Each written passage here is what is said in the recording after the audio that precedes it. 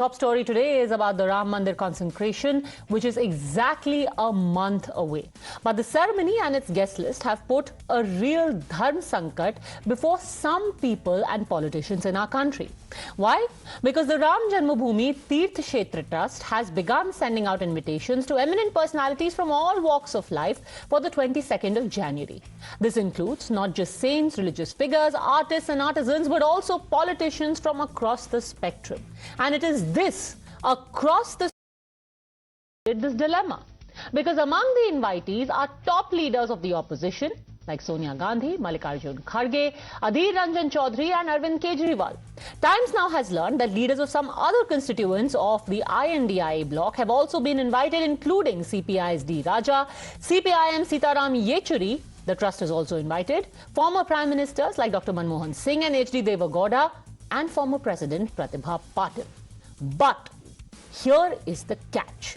None of them have so far confirmed their attendance, in particular Sonia Gandhi, Mallikarjun Kharge, Adhir Ranjan Chaudhary, leading many to ask, is the opposition in a bind when it comes to the big Ram Mandir question?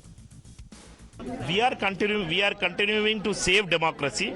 There is time for puja and other things. For us, saving democracy is the most important thing. जब ईश्वर एक है और निमंत्रण दिया है तो आना चाहिए उनको। मुझे लगता है कि कौन इसलिए नहीं कर रहे हैं या नहीं आए, उसके पीछे कारण ये होगा कि मुस्लिम वोटों की तुष्टीकरण करने के लिए जो सो कॉल्ड सेकुलर पार्टी अपने को कहती है, उस वोट बैंक से डरती है। मुझे पूरा भरोसा है कि हम लोग इसको ये तो कोई किसी पार्टी का ट्रस्ट तो है नहीं, इसमें हमें जाने में क्या आपत्ति है। और सोनिया जी तो बहुत पॉजिटिव है इस मामले में। निमंत्रण मिला है, या तो वो जाएंगी या डेलीगेशन हमारा जाएगा। हिस्सा तो लेना चाहिए, जो कि मुझे नहीं लगता ये लोग लेंगे, क्योंकि लोगों ने तो प्रभु राम को तो नकारा ही, कभी स्वीकारा ही नहीं। तो 65 साल इनका राज था, मंदिर बन गया होता। आएंगे तो नहीं, लेकिन हमारे मोदी जी का दिल बड़ा है, वो तो बुलाएंगे सबको। और प्रभु राम का द्वार है, आएंगे तो सद्बुद्धि पाएंगे लोग, और इन लोगों को इस वक्त सद्बुद्धि की बहुत आवश्यकता है। Now, remember, the Congress has had quite a difficult relationship when it comes to the Ram Mandir. From the infamous affidavit under the UPA government, where it had been argued that the Ram Setu is mythical and there is no proof of Sri Ram's existence. There was significant backlash over that affidavit in 2007. Then remember, there was also an argument made in the Supreme Court by Kapil Sibal that the Ram Mandir verdict should be delayed until after the 2019 elections. Some people also said that no good Hindu wants a temple to be built over a spot where a mosque has been destroyed. Who said this? Congress MP Shashi Tharoor. Also, when the Ramayana was being re-telecast on television during the COVID outbreak, Congress MP Jyoti Mani said that at this point people are struggling, but the government's priority in airing the Ramayana is completely warped. With this difficult past, how does the Congress in particular and the opposition in general now address the Ram Mandir question? Joining us on the debate, Sanju Verma, National Spokesperson of the BJP, Sameer Chaugankar, Senior Journalist, Varun Purohit, Leader of the Congress, Kanwar Zaman Chaudhary, Political Analyst, and also Political Analyst Anirban Banerjee. I want to start by asking you, Varun Purohit, क्या सोनिया जी, खड़गे जी राम मंदिर के प्राण प्रतिष्ठा के लिए जाएंगे?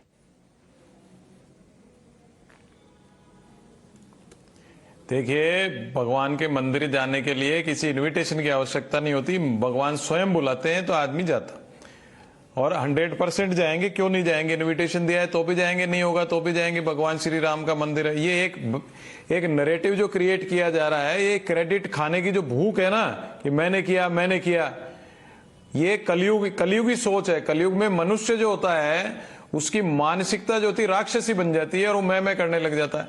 देखिए, अगर राम मंदिर में अगर किसी को बुलाना, सबसे पहले तो आदरणीय हमारे जो पितामह आडवाणी जी को, मुरली मनोहर जोशी जी को सहज सम्मान उनको बुलाना चाहिए। घर में कोई फंक्शन होता है, प्रोग्राम होता है, तो हम सबसे पहले हमारे बुजुर्गों को आगे बैठा तो उनको एक्सक्यूज करना कि उनकी हेल्थ ठीक नहीं है, ये नहीं बुलाया, सबसे पहले उनके पांव धो के पीने चाहिए, क्योंकि 2 से 200 पहुंचाने वाले अडवाणी जी की रथ यात्रा थी।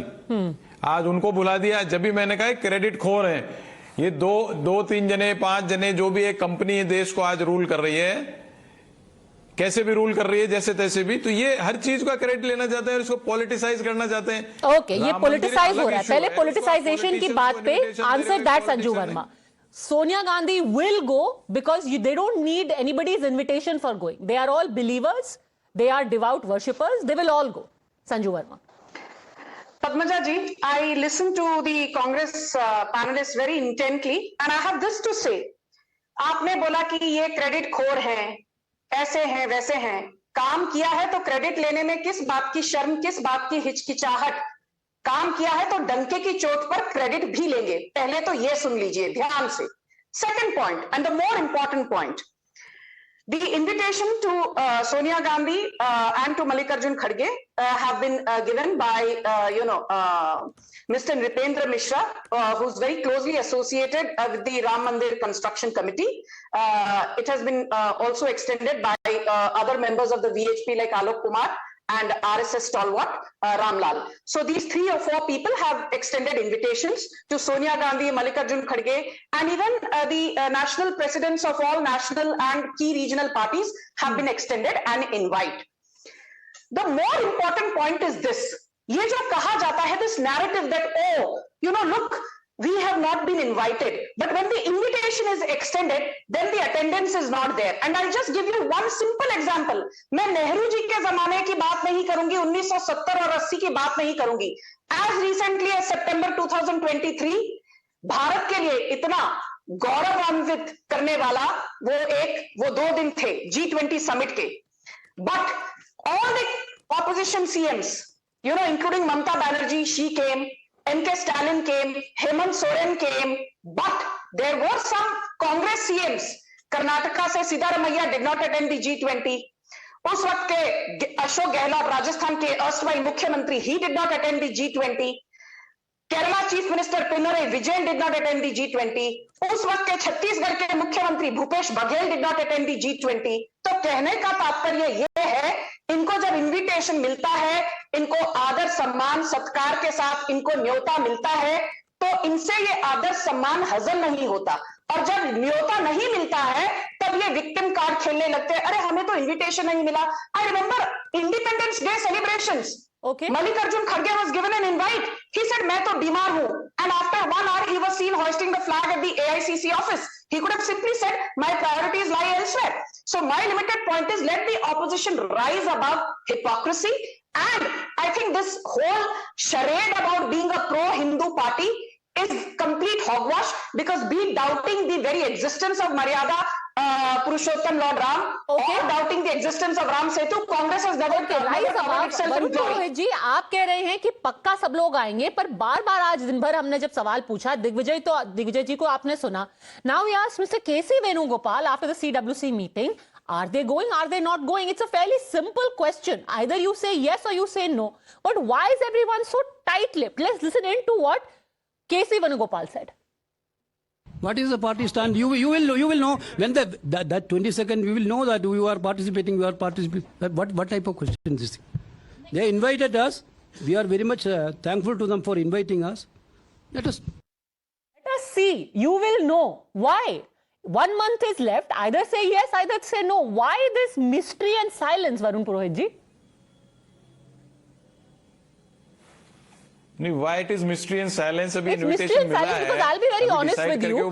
अभी ऐसा लग रहा है कि ये वो ऐसी फांस हो गई है जो ना निगलते बन रहा है ना उगलते बन रहा है, क्योंकि हाँ कहेंगे तो कहीं कुछ लोग नाराज ना हो जाएं, ना कहेंगे फिर कुछ और लोग नाराज होंगे, कहेंगे भाई राम मंदिर के लिए क्यों नहीं जा रहे हो.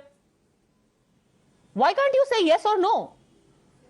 कोई नाराज नहीं होगा, ना कोई फांस है किसी के. फांस तो मोदी जी की हो रखी है कि राम मंदिर के आड़ में चुनाव लड़े, क्योंकि इश्यूज पे तो लड़ना नहीं चाहते. महंगाई पे, बेरोजगारी पे, निजीकरण पे. आज 2 लाख. जब भी whenever you want to evade the question, you bring up other issues. I have a very simple question. Right now we are discussing कि भाई आप जाएंगे नहीं जाएंगे, हाँ या ना. जवाब क्यों नहीं आ रहा है? मैंने आपको कहा जाएंगे, बिल्कुल जाएंगे, क्यों नहीं जाएंगे? क्योंकि सर केसी वेणुगोपाल नहीं कह रहे हैं, आप तो टीवी पे हाँ कह रहे हैं, केसी वेणुगोपाल जी नहीं कह रहे, दिग्विजय सिंह जी नहीं कह रहे, क्यों नहीं कह रहे? नहीं, उन्होंने ना कब कहा, उन्होंने ना कहा ही नहीं है, तो इन्विटेशन उन्होंने हाँ भी तो नहीं कहा। आंसर दे दो इनको, तो हाँ क्यों नहीं कहा? कोई ना कोई क्रिएशन करें फिर, नहीं तो इनविटेशन मिला है तो डिसाइड करेंगे कब जाना है, कैसे जाना है, क्या करना है, इन्फॉर्मेशन हो जाएगी। सर कमाल हो गया, आपको अगर 22 जनवरी के लिए इनविटेशन मिलता, आपको 2 दिन लग जाते क्या अपना माइंड मेकअप करने में? मतलब what is the confusion? I am not understanding. आपको अगर इनविटेशन मिलेगा तो आपको 2 दिन थोड़ी ना लगेंगे। I am unable to understand कि आप ये कैसा क्रिएशन करना चाह रहे हो कि 2 दिन में, 1 दिन में ही जवाब दो। 1 महीने बाद प्रोग्राम है, तो आप अभी से कैसे कह सकते हो उस समय क्या परिस्थिति होगी? मुझे किसी ने इनवाइट किया है किसी मैरिज में, किसी फंक्शन में, 2 दिन पहले मेरी तबीयत खराब हो जाए, कोई मेरी मदर की तबीयत खराब हो जाए, वो आपको कैसे पता? लेकिन मैंने कहा सब जाएंगे, क्यों नहीं जाएंगे? श्री राम सबके हैं, और उसमें आप अभी रामायण की बात की थी आपने इंट्रोडक्शन में, तो रामायण सीरियल तो राजीव गांधी जी के जमाने में बना था। सर कहने को तो कुछ लोग ये भी कहते हैं कि ताला भी उनके वक्त पे खुला था, पर कभी किसी इलेक्शन में आप उसका क्रेडिट ले लेते हैं, बाकी इलेक्शन में आपको राम मंदिर याद भी नहीं आता। जब आपको मुस्लिम वोट चाहिए होता है तो आपको राम मंदिर नहीं याद आता, जब आपको ब्राह्मण वोट चाहिए होता है तब आपको अचानक से राम मंदिर याद आ जाता है। देखिए, राम मंदिर हमको ना भुलाते हैं ना हम याद करते हैं वोटों के लिए, पॉलिटिक्स के लिए हम काम में नहीं लेते आस्था और धर्म को। अशोक सिंघल जी का नाम एक बार इन्होंने लिया क्या, डालमिया जी का लिया क्या? मैं तो बचपन से देखा विश्व हिंदू परिषद, उन्होंने कितना अपना समय दिया, त्याग किया, लेकिन उसका नाम नहीं लेंगे। कार सेवक की जो आप बात कर रहे हो, कार सेवक कितने वहां पे शहीद हो गए, उनके परिवारों को आगे बैठाना चाहिए, स्वतंत्रता सेनानियों को आगे बैठाना चाहिए। सारे कार सेवकों को बुलाया जा रहा है, हीरो हीरोइंस को फ्रंट रो में सारे चीफ मिनिस्टर्स को उस दिन नहीं बुलाया जा रहा, इंक्लूडिंग बीजेपी चीफ मिनिस्टर्स। 22 जनवरी को बीजेपी सीएम नहीं बुलाए जा रहे, सारे कार सेवकों को सामने की पंक्ति में बैठाया जा रहा है। तो आडवाणी जी नहीं बैठेंगे आगे? Okay very quickly Sanju Verma respond, Manohar Joshi नहीं बैठेंगे? Very quickly respond to the limited point that what is the urgency saying आज ही कंफर्म करो, they will confirm eventually. Right now there is general consensus about attendance. You know, Padmaja, I think you've done such a brilliant job in exposing the hypocrisy of the Congress. There is very little left for me to do. But as is my wont, I will make a few points. First and foremost, let's be very clear. You know, you're absolutely right. ये तो वो जो कहते हैं ना, दिल्ली का लड्डू है, ये ना खाए बनता है, ना इसको उगलते बनता है, और ना इसको क्या कहें, whatever, dash dash dash. I will just say this. I will just say this. That Congress has doubted the existence of Lord Ram, ये तो हमें पता है, but they did not stop there. I remember this video which is going viral on social media for the longest time in the last few months, where ahead of Lok Sabha 2019 elections, Mallikarjun Kharge, अब तो ये कांग्रेस के कर्ता धर्ता और कांग्रेस के अध्यक्ष हैं, Mallikarjun Kharge is saying we have to defeat Narendra Modi because if the Modi Sarkar comes to power again in 2019, सनातन धर्म will rule this country and this will become a Hindu state. आपको सनातन धर्म के नाम से आपके पेट में इतना उबाल होता है, आपके पेट में इतना दर्द होता है, और आज आपसे ये कहे नहीं बनता है नेशनल टीवी पर कि क्या आप जनवरी 22, 2024 को भव्य राम मंदिर के उद्घाटन समारोह में आप शामिल होंगे या नहीं होंगे? इधर उधर आए बाएं दाएं बाएं आप बातें कर रहे हैं, बगल झांक रहे हैं, बट मुद्दे पर बात नहीं कर रहे। एंड मोर रिसेंटली प्रियंका खड़गे while endorsing Udaynithi Stalin said, so what if Udaynithi Stalin said Sanatan Dharma is equal to dengue, leprosy, AIDS, blah blah blah? He has said nothing wrong. Priyanka Khadge, a cabinet minister in the ruling Karnataka Congress-led government, and the son of Congress President Mallikarjun Kharge, endorses the bigotry spewed by Udaynithi Stalin. तो ये हमारा मर्यादा पुरुषोत्तम राम की भावना क्या समझेंगे? Okay, Kamru Zaman Chaudhary, let me play again what K.C. Venugopal said and why we are again saying why this prevarication. Is this hesitation? Is this fear? Is this uncertainty? Listen in again to Mallikarjun Kharge, then I will ask you a question. Listen in again, pardon me, to K.C. Venugopal. Listen. What is the party stand? You will know when that 22nd we will know that we are participating. What type of question is this? They invited us. We are very much thankful to them for inviting us. Let us. Now, here's the thing. Today, there is an invite, Mr. Kamruzaman Chaudhary, for attending the Ram Mandir consecration. However, yesterday, the Congress party was sharing a stage with the DMK. The same DMK whose MP, TKS Elangovan, says, and I quote, BJP has demolished history and replaced it with mythology. Any country should be proud of its history. It should know the history. But Ram's birth is mythology. It is a story from the Ramayana. It is literature. They want to replace history with mythology. That is what the BJP is trying to do. And that is why we are asking, is there a dilemma? Because people can't forget. People will be like, एक दिन पहले आप जो लोग सनातन को dinghy बोलते हैं, उनके साथ चाय पी रहे हैं. आज आप आकर के राम मंदिर का प्रसाद खा रहे हैं. ऐसे कैसे चलेगा? Mr. Chaudhary. Okay.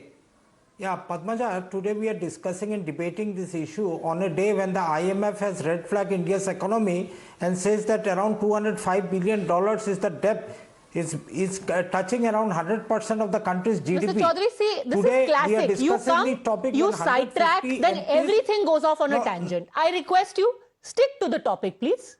Go on.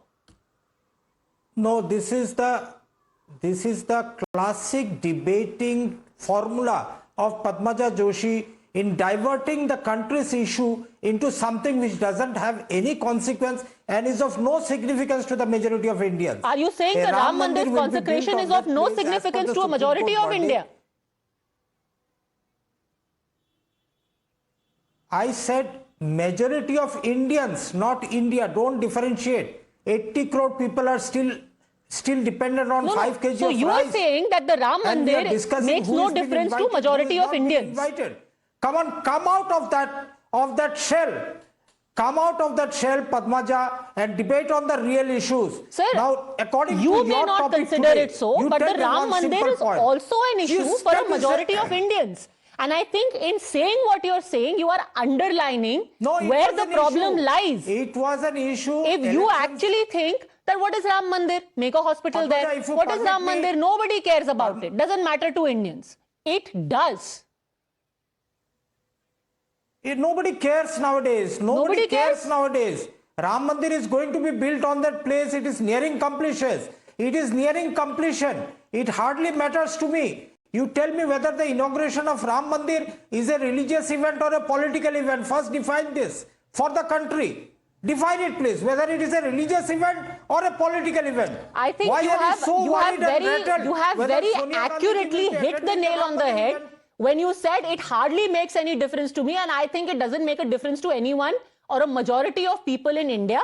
But you raised a relevant question, और समीर जी आप इसका जवाब दीजिए. एक religious event है, उसको political color दिया जा रहा है, and then it is being used to put political opponents in a corner. Why?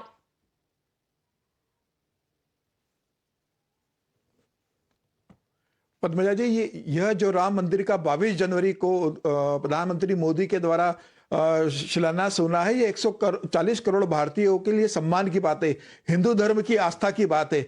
इन्हें ये एक ड्रामा लग सकता है. जिनके मन के अंदर रोम है वह उनके मन में राम नहीं रह सकता है. और मैं तो ये कहना चाहता हूं कि सोनिया गांधी को इनवाइट किया है. आप मुझे बताइए सोनिया गांधी क्यों जाएगी?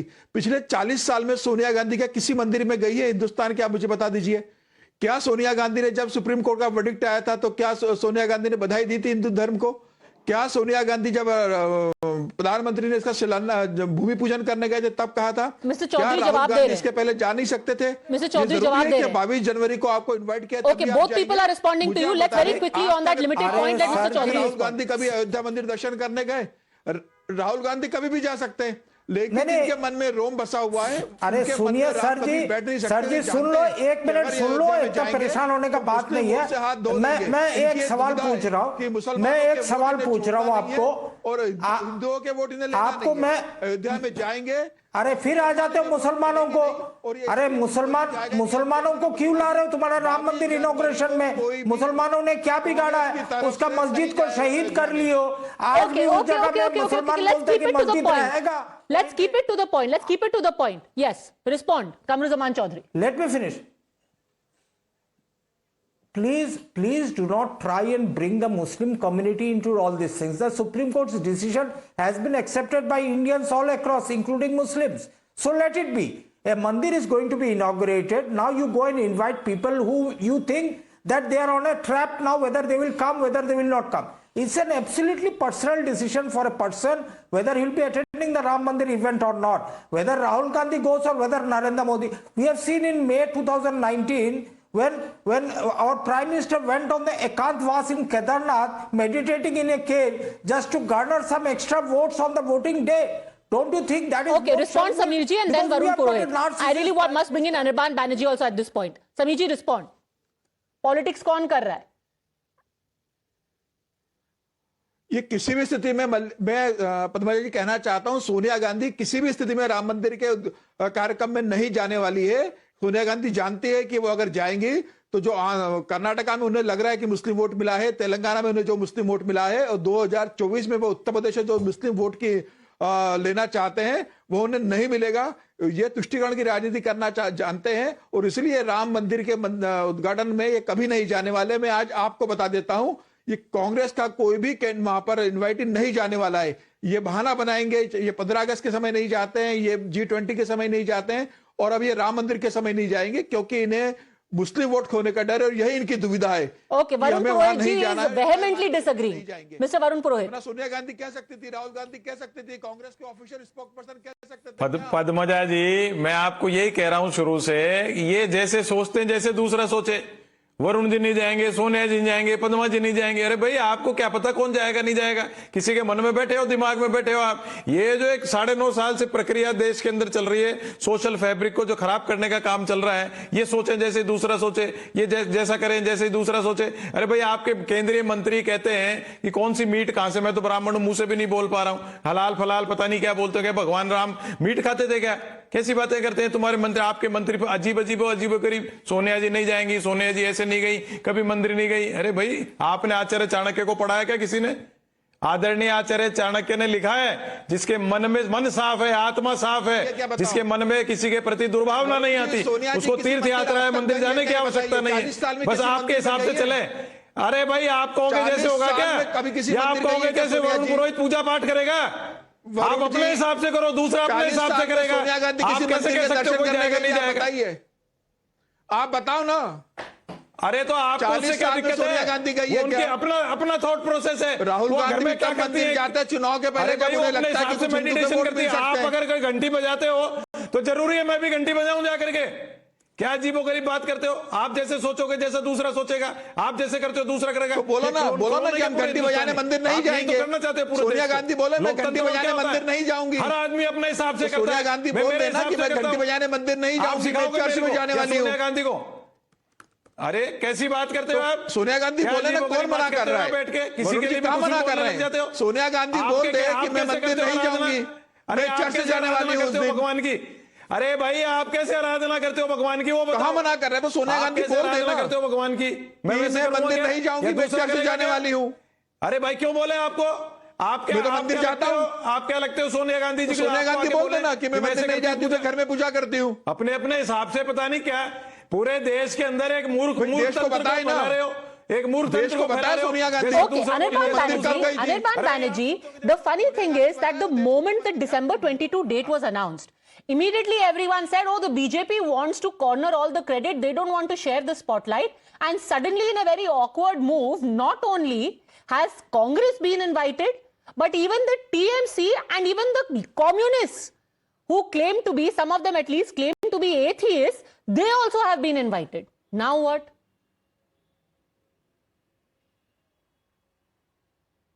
Well, let me begin by mentioning that Subhash Chandra Bose, I think we all know him, and Netaji Subhash was a very staunch believer and a vocal preacher of the principle that politics and religion must be kept apart. He also even stated for the then Hindu Mahasabha that there are people from the Hindu Mahasabha wearing saffron robes and trying to deceive people and mix religion and politics and leading them astray. People must be aware of them and shoo them away. This is not a literal translation but a loose translation of his own speech. Therefore, this Sangh Parivar, this time they are using Ram Mandir to mix everything together, politics, religion, belief, faith, everything together. That's very convenient. But when Mamta ji goes to Durga Puja Pandal, that is not mixing religion and politics. Absolutely not. Absolutely not. Because I'll tell you why.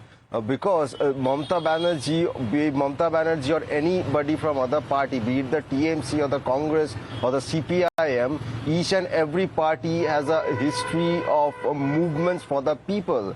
The RSS BJP is the only party that has a history of demolishing a 500-year-old monument. That is their only achievement. Therefore, there is a fundamental difference between the politics of the RSS BJP and Congress or the TMC or the CPIM. What does that have to do with the Ram Mandir consecration? Are you saying, are you again reiterating the point that the Ram Mandir has been built illegitimately? Is that your argument? The Supreme Court's verdict, if you go by the Supreme Court's verdict by Mr. Gogoi, Ranjan Gogoi, the Honorable ex-CJI, he clearly stated in the order that the demolition of Babri Masjid was a crime. Has a single person till now been convicted? Has a single person been punished? No. No one has been punished. That Babri Masjid was there and that it was demolished and that it you was are a still criminal not act. answering the question about what happens from here on. Again, it circles back to the same thing, that religion is being mixed with politics. Sanju Verma and BJP has made this into a gala event to center stage themselves. Others are accessories. You know, Padmaja, I have been listening very patiently. The opposition has no argument. First, let me take on the TMC. It is the same Mamata Banerjee who does not mind, reading the namaz in open. But when in 2021, on the birth anniversary of Subhash Chandra Bose, Prime Minister Modi was sitting in the vicinity at a public program just because some people chanted Jai Shri Ram, Mamata Banerjee had the cheek, the gumption and the audacity to walk away from the dais. She's so Hindu-phobic. Point number 2. This is the same Mamata Banerjee who changed the name of Ramanavami in textbooks to Ranganavami. Aapko to Ram ke naam se bhi parhez hai. And the last and most important point, let's not go too far back. As recently as April 2023, on the occasion of Ram Navami, there were riots in Howrah, Hooghly, Uttar Dinajpur. And Mamata Banerjee ke muh mein Fevicol lag gaya. Who did she blame? She blamed the Hindus. Then why has she been invited by the Ram Janmabhoomi Trust? Can I finish? If she is anti-Hindu, why has she been invited? Can I finish, Padmaja? I'm coming to your question. I'll answer that in 10 seconds. The same Mamata Banerjee, after the Ram Navami riots in April 2023 in Howrah, Hooghly and Uttar Dinajpur said, why did Ram Sevaks have to celebrate Ram Navami in Muslim-dominated areas? This was the vague and shameful logic given by the sitting chief minister of a state. But why was Mamata Banerjee invited? It is as simple as that. Mamata Banerjee, whether she's invited or not invited at this stage, what I know is that chief ministers and governors currently are not on the invitation list, but the national conveners and national presidents of all parties, BJP opposition included, have been invited. Now, whether chief ministers and governors will be included later, we will have to wait and see. Okay, respond to this. Anirban Banerjee.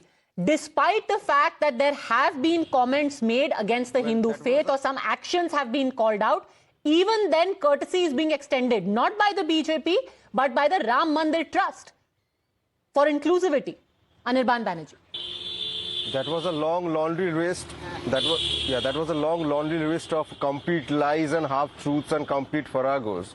Because the incidents or the so-called incidents that Madam Verma was mentioning, almost all of them were lies. She doesn't even know how to spell a Bengali word. Therefore, I'll just request come to the point, please, Mr. Banerjee. The question right now is, can politics be set aside and everyone attend in the interest of inclusivity? Anirban Banerjee.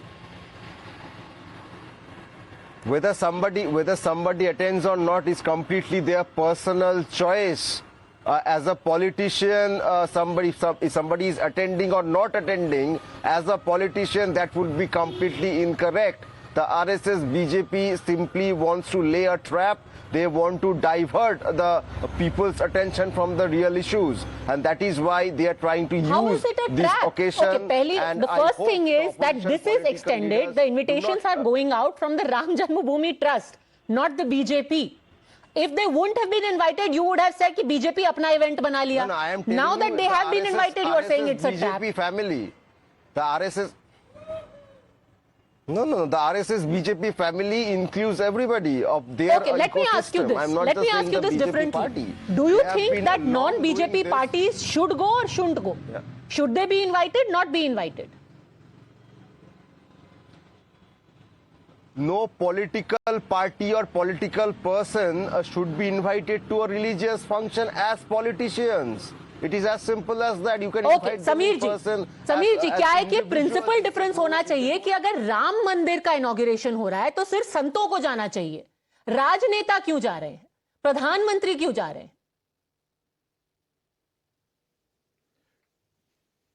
क्यों नहीं जाना चाहिए? प्रधानमंत्री मोदी ने यह बात बहुत स्पष्ट बता दी थी। सोमनाथ मंदिर का उदाहरण देते हुए प्रधानमंत्री मोदी ने बहुत स्पष्ट कहा था कि किस तरीके से देश स्वतंत्र होने के बाद भी सोमनाथ मंदिर न बने, इसके लिए पूरी सरकार प्रशासन लगा रहा। क्यों नहीं जाना चाहिए? जिस सरकार ने, जिस संगठन ने अपना पूरा जीवन राम मंदिर के आंदोलन के लिए दिया, उनके लोग शहीद हुए उस आंदोलन के अंदर। उन्होंने अपने 3-3, 4-4 राज्यों की सत्ता गवाई राम मंदिर आंदोलन के कारण। जब बाबरी मस्जिद गिराई गई थी, जो अवैध बनी हुई थी, तब मध्य प्रदेश की सरकार, राजस्थान की सरकार, हिमाचल की सरकार, उत्तर प्रदेश की सरकार, कल्याण सिंह की भारतीय जनता पार्टी ने अपनी 4-4 सरकारों को दाव पे लगा दिया था। आज अगर राम जन्मभूमि का वहां इतना बड़ा भव्य मंदिर बन रहा है, तो क्यों नहीं भारतीय जनता पार्टी के नेता वहां जाएंगे? क्यों नहीं राष्ट्रीय सेवक संघ के संगठन के पदाधिकारी जाएंगे? आज उनका हक बनता है, उन्होंने उसके लिए सेक्रीफाइस किया है। सोनिया गांधी ने और कांग्रेस ने वहां पर क्या सेक्रीफाइस किया था? फिर भी उन्हें वहां इन्वाइट किया जा रहा है, और उसके बाद भी वो ये तय नहीं कर पा रहे कि वहां हम जाएंगे कि नहीं जाएंगे। वो ये देखना चाहते हैं कि जाने का फायदा होगा कि नुकसान होगा। अगर हमारे जाने से मुसलमान नाराज होंगे तो हम नहीं जाएंगे, अगर हमारे जाने से हमारे हिंदू वोट कुछ बढ़ जाते हैं तो हम चले जाएंगे। बहुत बढ़िया। इसका राजनीतिक लाभ लेने की कोशिश सिर्फ कांग्रेस कर रही है, और कांग्रेस इसलिए तय नहीं कर पा रही है वहां जाना है कि नहीं जाना है। कांग्रेस को इनवाइट किया है।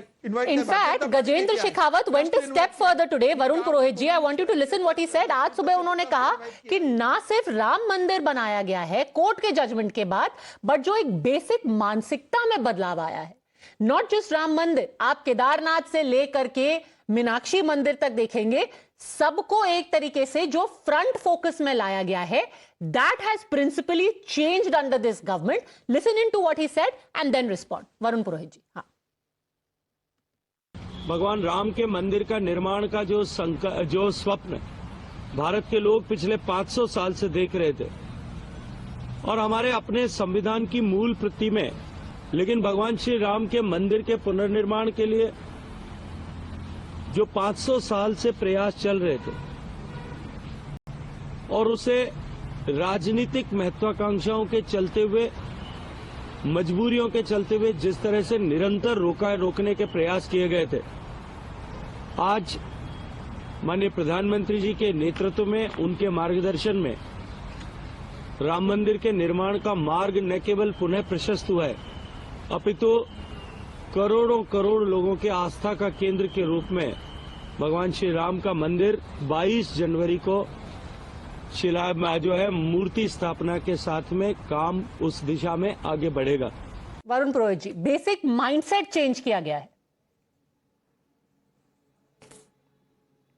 नहीं, कोई माइंडसेट चेंज नहीं हुआ, इनका खुद का सेट चेंज हुआ है दिमाग। मैंने आपको कहा we have a word Khorla इन राजस्थान, कि वो जो मूर्खता टाइप बातें करते हैं ना, उसका जवाब देना कोई सेंस नहीं निकलता है। आप बताइए, आडवाणी जी का एक नाम किसी ने नहीं लिया अभी तक डिबेट में। मैं कह रहा हूं आडवाणी जी पितामह हैं, उनकी रथ यात्रा के बाद मूवमेंट में ताकत आई, उसका नाम नहीं ले रहे। विश्व हिंदू परिषद सिंगल साहब का, डालमिया जी का नाम नहीं ले दे रहे। भाई कुछ तो उनके लिए प्रणाम तो कर लो उन लोगों को, पर नहीं करेंगे। यही तो मैं कह रहा हूँ, ये चेंज आया है और कोई चेंज नहीं आया है। हम पंडित नहीं है। मुरली मनोहर जोशी जी को रामलाल जी गए हैं, नहीं सिखाते, गायत्री उनको इन पर्सन इन्वाइट किया गया है। That is an established fact. What is the confusion about it? Alok Kumar ji गए, रामलाल जी गए, डॉक्टर कृष्ण गोपाल जी गए, नहीं अडवाणी, डॉक्टर कृष्ण गोपाल गए, रामलाल जी गए। हाँ, मैं जानता हूं, कृष्ण गोपाल जी को भी जानता हूं। अरे तो आप क्यों नहीं बोल रहे हो अडवाणी जी के हाथों से कराएंगे उद्घाटन? कारण उनका क्रेडिट तो उनका होना चाहिए। मैं तो खुद कह रहा हूं आपको, संजू वर्मा शुरुआत से कह रहा हूं, संजू वर्मा परम आदरणीय हमारे इतने बड़े You know, you have to moderate the debate, Padmaja. This is unfair. I've been waiting for my turn. तो मिस्टर पुरोहित को मैं सीधा सीधा कहना चाहती हूँ, who coined the term RSS Hindutva की साजिश after the horrifying 26/11 Mumbai terror attack? Digvijay Singh हिंदुओं के खिलाफ उन्होंने ये रिमार्क दिया, और सोनिया गांधी, राहुल गांधी ने कहा सब चंगा सी, क्योंकि हिंदुओं के सर पर आप कोई भी ठीकरा फोड़ सकते हो। Who coined the term Hindu Taliban?